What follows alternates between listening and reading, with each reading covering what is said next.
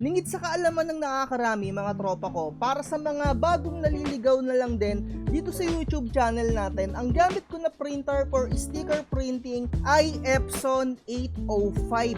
At ang gamit ko naman na printer for documents printing ay Epson 5290. Pero etong Epson 805 ko, ginagamit ko rin siya for document printing kapag yung mga customer ko gustong maka-discount dahil Epson 805 pigment ink ang ginagamit ko dyan mga tropa, dahil nga ayan yung printer ko for sticker printing. Bakit ko nga ba nabanggit yung mga sinasabi ko para sa intro natin? Dahil na itong mga nakaraan may nag-comment sa atin, shoutout sa'yo Rena27. One day ago na yung comment niya dito, sabi niya may review na po ba kayo sa nabili nyo na Epson 805 na pigment ink? And napaisip ako, parang wala pa nga akong ginagawang 805 na videos or medyo napatungan na ng mga napakarami kong upload dyan. Anyway, isi-share ko sa inyo yung experience ko sa paggamit ng Epson 805 na printer. Halos 3 to 4 years ko na siyang gamit, at take note, nung bagong bili pa lang yung printer ko na yan, Epson 805 Hansol pigment ink na kagad ang inilagay ko na ink, and hindi ko nilagay yung pinakakasama niya na ink dito na makikita ninyo, yung Epson 673. Ito ay binenta ko para naman mabawi ko yung kahit papano nung presyo nung printer na yon. At para sa mga hindi nakakaalam, etong Epson 805 ay phase out na or discontinued na. Ibig kong sabihin, eto ay hindi na minamanufactured ng Epson. Kaya kung makakabili kayo ng mga ganitong printer kagaya netong mga makikita ninyo dito sa online or sa Shopee dito, 'di ba? Meron kayong makikita diyan, eto 19,000 na siya, and eto naman 17,000 na siya. Etong printer na to nabili ko sa halagang 14 to 15,000 around 2020 or 2021 or 2022. Hindi ko na maalala yung exact na number or yung exact year. Pero ayun lang yung pinaka presyo niyan. At inuulit ko mga tropa ha, phase out na siya. Kaya kung makakabili kayo ng mga ganitong models na binabanggit ko, or which is yung pinaka printer nga na ginagamit ko, maaaring yung mga printer na yan ay refurbish. Ibig kong sabihin na refurbish, merong dalawang klase yan. Yung isa na inayos galing sa sirang printer na Epson 805 hanggang sa maging itsurang brand new na siya, and yung isang refurbished naman, ayan yung matagal ng stocks or yung hindi nabebenta dun sa pinaka store and pinull out and ipinunta dun sa ibang location. So ganon yung mga maaaring makuha ninyo. And to tell you honestly, siguro a few years ago, siguro around 2023 or 2024, may nag-message sa akin, nag-avail siya ng printer na ganito. Hindi ko na lang babanggitin yung pinaka-exact na store. Basta bumili siya ng ganito and sira yung printer. Kasi nga, discontinued na siya around 2020 or 2021. Hindi ko na lang talaga maalala kung ano yung pinaka-exact year kung kailan siya na-discontinued, and hindi rin natin makita dito sa pinaka-internet. 'Di ba? So ayun, i-share ko sa inyo 'yon, baka kasi mamaya masisi nyo ako at bumili rin kayo ng ganyang printer. Pero mga tropa ha, yung nag-avail nung pinaka-printer na 'yon, subscribers ko nga siya. Ang magandang nangyari lang sa kanya, na-refund yung pinaka-pera niya. Kaya ang ginawa niya, bumili siya ng bagong printer na same model pa rin nun, pero yung mas latest na edition. I-replace ko, hindi pala siya same edition, another variant na siya ng 805, kasi eto na nga yung newer version niya or successor kung tawagin, no? Makikita nyo naman dito, the 805 has successor model of Epson 8050. So, eto na yung latest model ng Epson 805. Kung makikita ninyo, talagang ni-remodel, ibang-iba na yung itsura niya kung ikukumpara mo dun sa pinaka-dati na ganito yung itsura, 'di ba? Kung makikita ninyo, no, ayan, no, i-back natin and i-click natin 'to. Napakalayo na ng itsura. Talagang ni-remodel, inibang-iba na talaga, at sobrang daming mga binago. So dati ang pinaka-ink na kasama, Epson 673. Eto makikita nyo naman yung dye ink. Inuulit ko ha, dye ink yung pinaka-original niyang ink. Ginamitan ko lang siya ng pigment ink kasi for sticker printing, 'di ba? And again, pwede rin naman kayong gumamit ng dye ink. Yun nga lang, may kamahalan siya, and syempre may mga pros and cons yung paggamit ng dye ink. Etong Epson 057, eto naman yung ink na kasama kapag bibili kayo nung successor na model ng 805. Eto no, 8050, eto na yung pinakakasama niya na ink. So hindi naman nagkakalayo yung presyuhan niya, around 700. And kung titignan nyo naman talaga, medyo may pagkamahal kasi 6 na ink yung kailangan mong magamit para sa printer na yan. And syempre, eto yung ginagamit ko, Hansol Pigment Ink. At sa black, ang ginagamit ko ay version 2, 'di ba? And na-experience ko rin talaga dito sa printer na to, na Epson 805.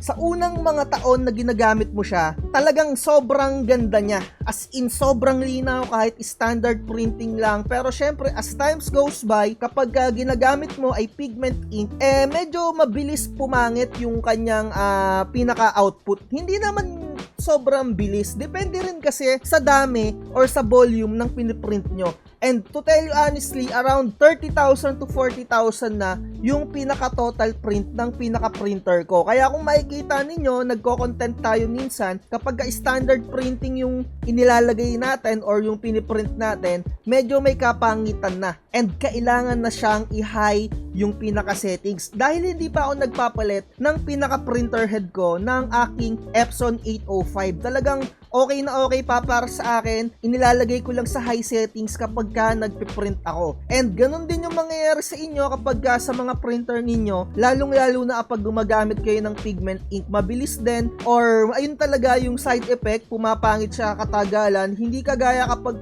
stay lang kayo sa original, kahit na medyo mataas na yung volume ng pinaka-total prints ninyo, malinaw pa rin kahit standard. Pero may mga scenario pa rin na napaka rare, or kapag natsambahan nyo na defective yung pinaka-printer. May mga ganyang scenario talaga. When it comes naman sa experience ko sa pagpiprint ng double-sided photo paper, lahat ng nakikita ninyong GSM dito, mapa 120, 140, 160, 200, 220, 250 at 300 GSM ay gumagana sa printer ko na Epson 805. Talagang smooth na smooth, wala akong na-experience or na-encounter na kahit na anong shark teeth or yung mga guhit-guhit.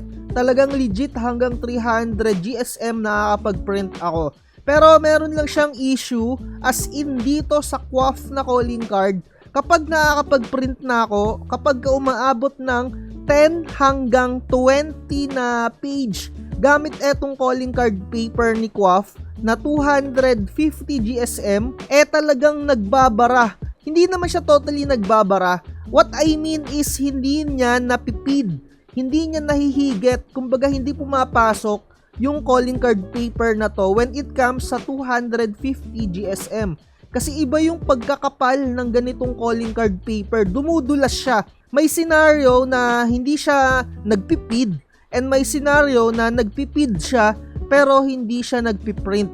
Kaya ang ginagawa ko, ipinapahinga ko saglit yung pinaka-printer and tsaka ulit ako nagpiprint. Ang nangyayari kasi sa sobrang kapal na itong calling card paper na to, nahihirapan mag-feed yung pinaka-printer ko na Epson 805, and na-encounter din ng mga ibang YouTuber or mga subscribers ko yung ganitong klaseng calling card paper, kahit na magagandang gamit na nila na mga printer, ay ayaw pa rin talagang mag-print or hindi nagpipid, or hirap talaga yung mga printer na ipid yung ganitong klaseng calling card paper. Kaya sa susunod, kapag naubos yung calling card paper ko na ganito, siguro itatry ko yung mga maninipis, etong 180. Kasi yung meron ako dito, etong 250, hindi pa siya nauubos. So, ayun lang, sana nagkaroon kayo ng idea. And kung titignan nyo naman dito sa kanilang pinaka-website, halos parehas lang sila ng pinaka-specs. Yun nga lang, to tell you honestly, mas mabilis talagang dihamak na mag-print etong Epson 8050. Syempre, dahil nga newer technology siya, and syempre ni-reworks or ni-remodel yung pinaka-Epson 805, syempre expect nyo na mas mabilis tong mag-print. Pero hindi nagkakalayo yung specs nila. Talagang for printing sila ng photo, as in napakalinaw nilang mag-print, as in talaga. Sobrang ganda. Hindi ako nagsisisi na gumamit or bumili ako ng Epson 805. So ipag-compare nyo na lang dito yung printing speed niya kapag naka-draft, 37 ppm, and kapag standard naman, So 5.1 IPM and eto yung pinaka-colored 4.8 and medyo may kabagalan siya mga tropa kasi pulidong-pulido talaga siyang mag-print. And tignan naman natin dito sa Epson 8050 kung gaano siya abilis mag-print. Search lang natin dito saglit. So dito makikita natin medyo may pagkabilis siya kahit papano, parang times 2 yung pinaka-specs na itong 8050 at saka etong 805. Kumbaga kung ano yung standard specs na ito ni 805, dinoble niya yung speed pagkadating dito sa 8050 and mabilis siyang mag-print ng mga 4R na mga photos. Talagang kahit i-search ninyo yan sa Google or sa YouTube, yung mga nagko-content din kagaya ng mga topic natin, di ba? Yung mga sample print, talagang mabilis. May mga versus nga yan talagang mabilis talaga etong Epson 8050. Yun nga lang, dahil nga medyo bago siya, may mga another pros and cons pa rin. Meron tayong kasama sa printing business or content creator din siya dito sa YouTube, si Bentech, kung kilala nyo siya. Bumili siya ng Epson 8050, parang hindi tumagal sa kanya yung pinaka-printer, parang 3 months or 1 month lang sa kanya ata yung pinaka-printer niya. Hindi ko lang matandaan kung gaano katagal sa kanya, basta nasira na lang and ayon, kalaunan ibinigay na lang niya sa ibang content creator. Hindi ko na kasi nasubaybayan yon kasi risky talaga pagka mga ganyan, mga bagong technology pa, and syempre hindi pa ganun kapulido yung Epson 8050. Tsambahan lang talaga kapag napakaswerte ninyo sa mga bagay, matagal din masira yung pinaka-printer ninyo. Pero sugal talaga ang pagpipigment ink. And i-share ko na lang din sa inyo mga tropa ang pinagkaiba ng Epson 805 sa 8050. Sa akin, sa 805, hindi ko na kailangan bumili ng maintenance box. Kasi sa newer technology ng Epson 8050, meron siyang tinatawag na maintenance box. Kumbaga, dito na pupunta yung mga waste ink. Once na mapuno to, so papalitan mo siya ng bago, napakamahal niyan, yung pinaka-original, around 2,000. Ayan, nakikita nyo naman siguro sa screen. And makikita nyo naman din dito, sa Epson 805, eto lang siya, as in parang pinaka-plastic lang siya, around 500 lang. And dahil nga pigment ink yung ginagamit ko, nilagyan ko na lang siya ng pinaka-external waste ink tank. Kaya talagang sulit na sulit ako sa aking Epson 805 dahil hindi ko na siya kailangan pang lagyan netong pinaka-maintenance box. Eto ay para sa bago lang, applicable lang to sa 8050. May mga makikita kayong ibang maintenance box, eto, pero sa ibang model siya. And nakikita nyo naman, another expenses yan, another consumables yan, kaya hindi ako bumibili ng ganyang klaseng printer. Pero again, inuulit ko, wag nyo na akong gayahin sa Epson 805 kasi yung mga mabibili ninyong mga printer na Epson 805, mga refurbished na yan. Nasa sa inyo na yan kung susugal kayo sa printer na yon. Maigi na malinaw tayo kasi baka sabihin ninyo, itinuro ko sa inyo na bumili kayo ng printer na ganon, bahala kayo. Para sa akin, wala na tayong iba pang magagawa kundi mag-adapt sa bagong technology. Kaya naman, ina-advise ko din yung mga tropa natin dyan, somewhere out there, patsambahan na lang talaga sa Epson 8050. Etong mga nakikita ninyo, di ba? Around 18,000 din siya. Kapag ka naka-sale to, makakabili kayo niyan around 15,000 and ibenta ninyo mga tropa yung kasama niya na ink, halagang 2,000 para kahit papano mayroong bumalik sa inyo na pera, kagaya nung ginawa ko, yung itinuro ko sa'yo nung intro. And so far so good talaga sa akin etong pinaka-printer ko na 805 kung tatanungin nyo ako. Within the span ng 3 to 4 years, sabihin natin, talagang masasabi kong sulit na mga tropa yung printer na yan. Anytime soon kung masira man yung pinaka-printer head niyan, okay lang, papalitan ko rin. Pero sana wag naman mga tropa kasi nasa 6,000 din or 8,000 yung pinaka-printer head ng Epson 805. 5,000 to 8,000. Diyan naglalaro yung pinaka-price niyan.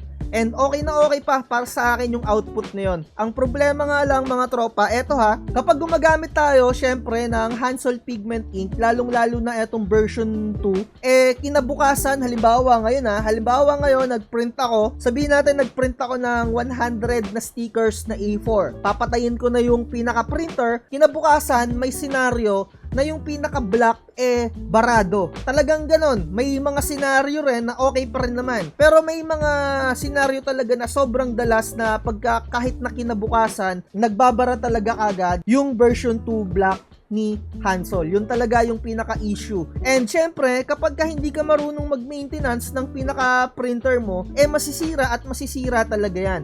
Napakarami ko na ring maintenance na nagawa dito sa printer ko and ina-upload ko naman yan. Isa na rin siguro yung maintenance na ginawa ko, yung pinalitan ko, yung pinaka-encoder strips na tinatawag. Eto, dito sa video na to, eto yung clips kung saan nire-repair ko yung printer ko na Epson 805. Sa totoo lang naman talaga, matibay yung printer na yan. Yun nga lang, kailangan matuto ka kung papaano mo siya i-maintenance. And lahat ng mga maintenance, ina-upload ko yan mga tropa. Eto, kung makikita ninyo, yung pinaka-damper niya, nilagyan ko na ng pinaka-papel para masikip na masikip yung pinaka-damper. Ang ginagawa ko lang talaga na pinaka-basic maintenance sa printer ko na to, kaya tumagal yan sa akin ng halos 4 years na. Every time na magpiprint ako ng sobrang dami, naglalaan ako ng 2 to 3 session and nililinis ko yung pinaka-printer head niya. Papaano nga ba yung ginagawa ko na yun? Yung pinaka-printer head niya, diba, eto yan, eto yan. Yung pinaka-ilalim niyan,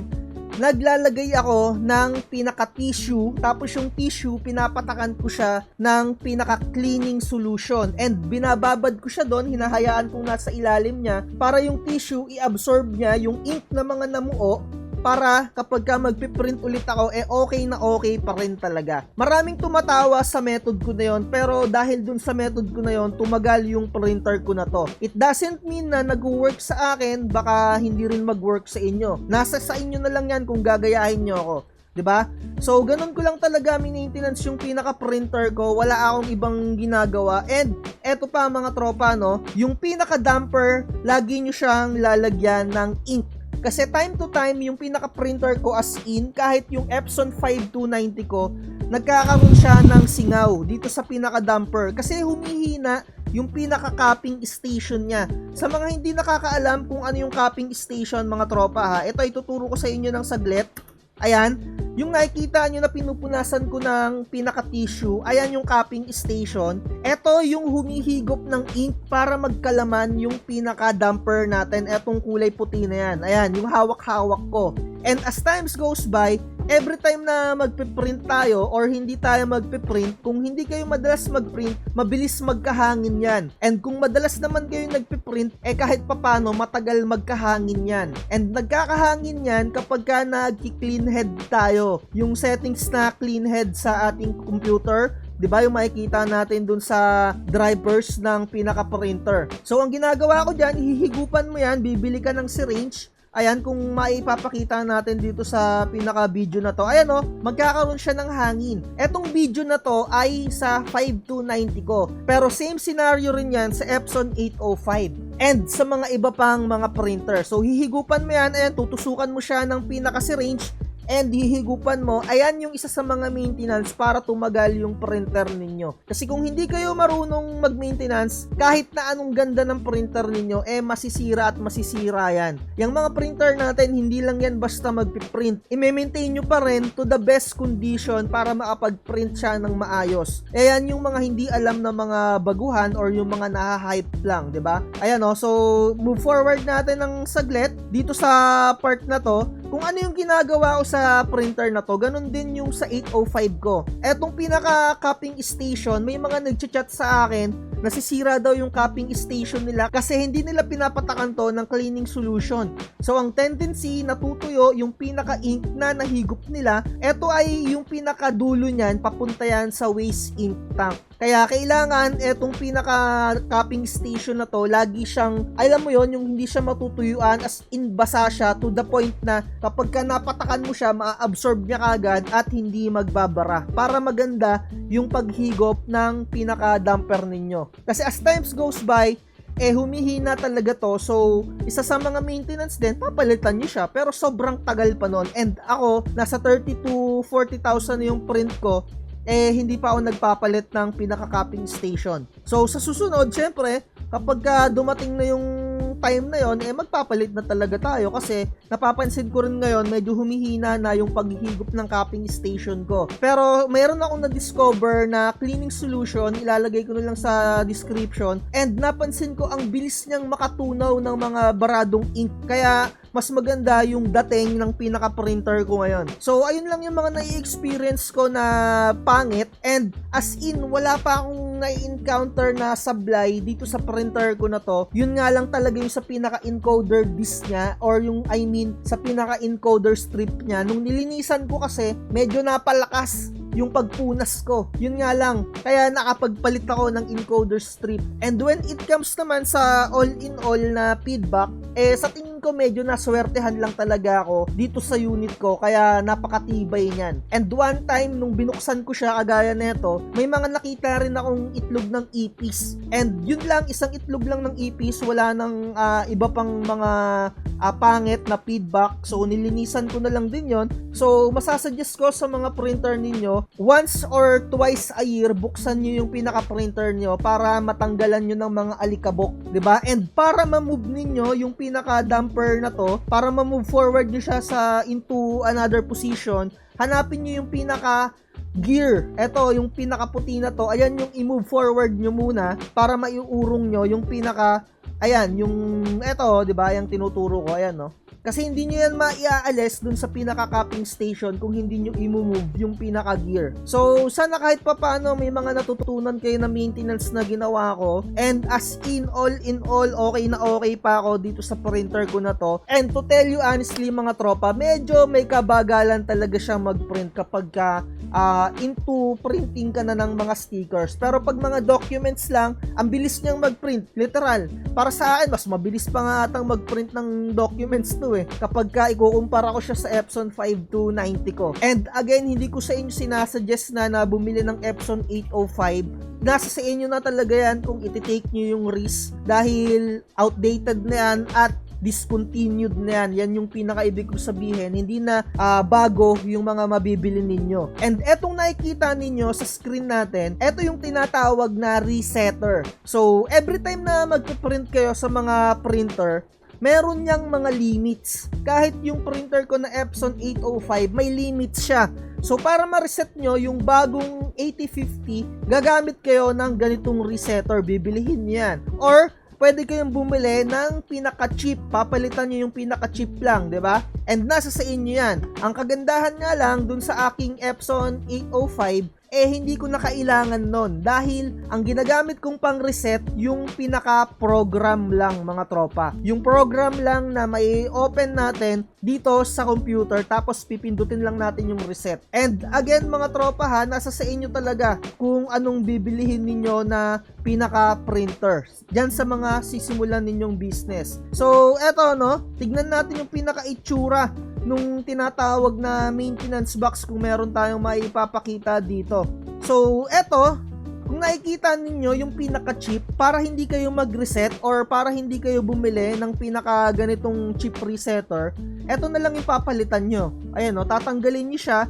Ayan kung may mga nakikita kayo dyan na cheap, tatanggalin nyo to, papalitan nyo. And syempre, aalisin nyo yung pinaka-sponge and lilinisan nyo yun. Hindi kagaya sa Epson 805 sa akin na ginagamit, sponge lang talaga, wala nang kailangan na cheap resetter. Etong mga ganito nga na sponge na to, hindi ko to nagagamit kasi naglagay ako ng external waste ink tank. Ayan yung unang-una ninyong gagawin kapag pigment ink ang gagamitin ninyo. So far, nakagamit na ako ng version 1 na black and version 2 na black. Mas maganda talaga yung version 2. And wala na akong iba pang mga na-try na ink, and ayoko nang gumamit pa ng ibang ink kasi dito na ako nasanay. Baka magkaroon yan ng epekto kapag nagpalit ako, and syempre yung mga chemical reaction kapag naghalo-halo yung mga iba't ibang klase ng ink, iba't ibang formulation, baka mag-react yung pinaka-printer head ko. Kaya nag-stay na lang ako sa Hansol.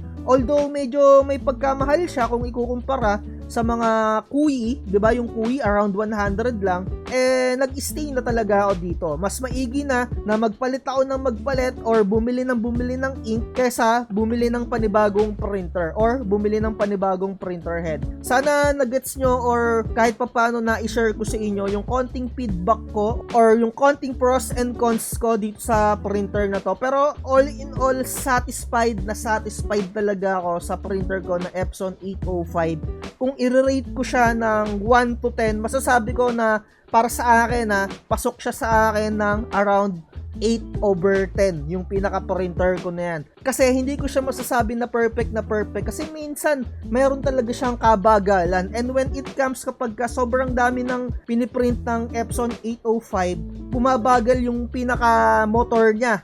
And isa na talaga yon sa pinaka downside ng printer na to. Pero ipapahinga mo lang siya saglit and laban na ulit. Bumabagal lang naman yung pinaka motor niya kapag sobrang daming na ipiniprint ko na pinaka stickers. Pero pagka alam mo yon, yung mga documents lang, mga thesis lang, okay lang. Kahit na umabot na mga 500 or 300, mabilis pa rin. Yun nga lang talaga sa stickers kapag ang dami na, 100 plus or mga 200 plus na. And siguro ayun na yung pinaka sign kung para magpalit na tayo ng CR motor na tinatawag para sa Epson 805, 'di ba? Ayan o yung ganitong pinaka-motor, 'di ba? So malalaman niyo 'yan kapag meron na kayong sariling printer or kapag na-encounter niyo na bumabagal yung pag-print.